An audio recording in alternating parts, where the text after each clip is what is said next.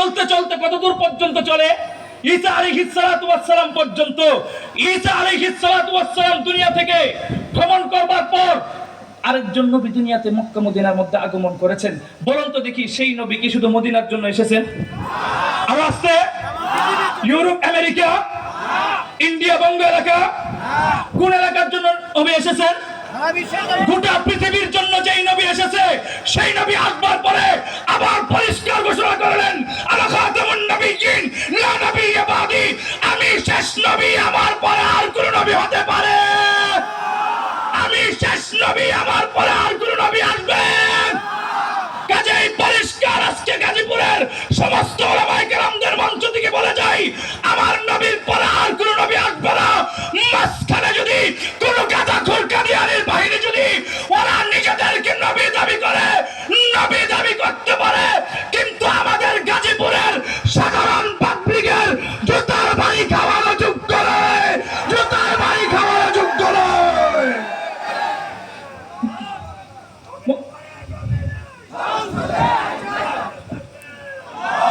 মুহতারাম হাজিরিন, কথাটা পরিষ্কার বুঝেন। অন্যান্য নবীরা চলে গেলেন আসমানি কিতাববাদ, নবুয়তবাদ, শরীয়তবাদ। এখন তো আমার নবী তো চলে গেছেন। আপনারা বলেন তো দেখি, আমার নবী চলে যাওয়ার পর আমার নবীর রেখে যাওয়া আল কোরআন আছে না বাতিল? আর আছে? আমার নবীর রেখে যাওয়া নবুয়ত কালেমা আছে না বাতিল? সবকিছু তো ঠিকই আছে। আগের নবীরা চলে গেছে, আসমানি কিতাব শেষ, নবুয়ত শেষ, আমার নবী চলে গেছে, সবই আছে। এখন প্রশ্ন আসতে পারে যে হুজুর এগুলা চালাবে কে? চালাবে কে জানতে চাও? পরিষ্কার জবাব মনে রাখো, নবী যেহেতু নাই, নবীদের ওয়ারাসাত এ যুগের আলেম সমাজ এখনো জিন্দা আছে। কোরআন এবং নবুয়তের দায়িত্ব বর্তমান যুগের আলেম সমাজ দায়িত্ব বহন করবে। কথা ঠিক না বেঠিক? তার মাঝখানে সংক্ষিপ্ত আর একটু টানি। যারাই এই কালেমা এবং নবুয়তের দায়িত্ব বহন করবে, আমার আল্লাহর স্বাভাবিক কথা হচ্ছে এই, যারা এই কালেমাকে মজবুতভাবে বহন করে জাতির সামনে তারা দাওয়াত দিবে, আল্লাহ তাদেরকে সাময়িক পরীক্ষা করে হলেও পরবর্তীতে সফলতা দান করেন কে? বলবেন হুজুর কি করে? আমি আপনাদেরকে বলি, পৃথিবীর মধ্যে যারাই এই কালেমার দাওয়াতটাকে মজবুতভাবে ধরেছেন, আল্লাহ তাদেরকে সাময়িকভাবে পরীক্ষা করেছেন। আসেন আমরা একটু ইতিহাস বলি। ইব্রাহিম আলাইহিস সালাতু ওয়াস সালাম যখন পৃথিবীর মধ্যে আগমন করবে, এই আগমন উপলক্ষে আগাম এক ব্যক্তি সংবাদ পেয়েছিল, যার নাম ছিল নমরুদ লানাতুল্লাহি আলাইহি। নমরুদ যখন জানতে পারলো ইব্রাহিম আলাইহিস সালাতু ওয়াস সালাম পৃথিবীর মধ্যে আগমন করবে, মূর্তি ভাঙবে, কালেমার দাওয়াত দিবে, এজন্য ইব্রাহিম যেন দুনিয়াতে আসতে না পারে, এজন্য নমরুদ একটা বিরোধিতা করেছিল, ষড়যন্ত্র করেছিল, যেই ষড়যন্ত্রের নাম হচ্ছে জন্ম নিয়ন্ত্রণ ষড়যন্ত্র। কি ষড়যন্ত্র?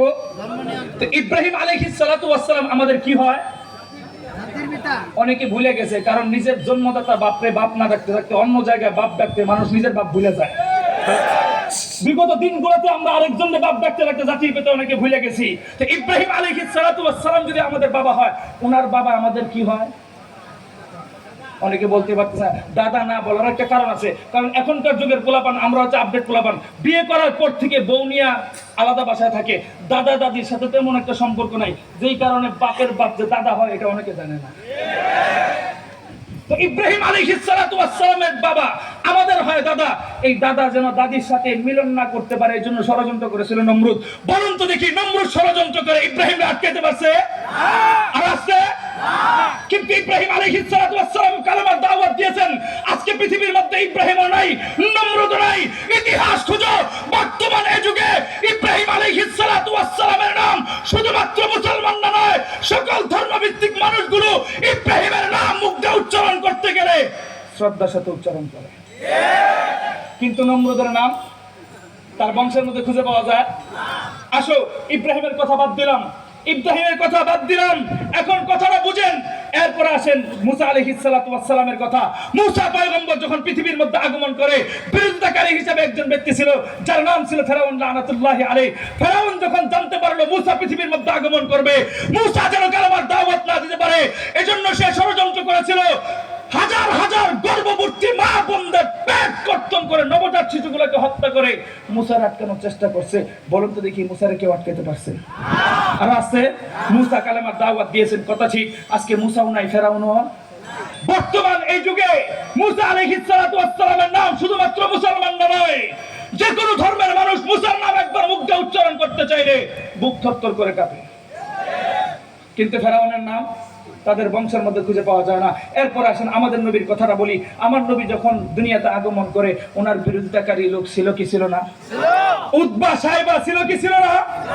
হাজারটা অপমান করে আমার আল্লাহর নবীর কালেমার দাওয়াত বন্ধ করতে পারছে। কিন্তু বর্তমান যুগে ইতিহাস খুঁজেন, আবু জাহালও নাই, আবু জাহালও নাই, আমার নবীও নাই। বর্তমান এই যুগে শুধু মুসলমানদেরকে নয়, যে কোনো হিন্দু ফ্যামিলিতে এখন গিয়ে জিজ্ঞেস করে আমার নবী সম্পর্কে বুকে হাত দিয়ে কথা বলতে পারি, প্রত্যেকটা ধর্মাবলম্বীরা আমার নবীর ব্যাপারে মন্তব্য করবে যে আমরা ওনাকে ধর্মগুরু হিসাবে মানি। কথা ঠিক নেবে ঠিক।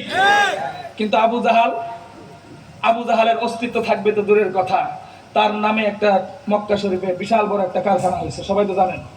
বলুন তো দেখি ওটা পরিবর্তন করা সম্ভব?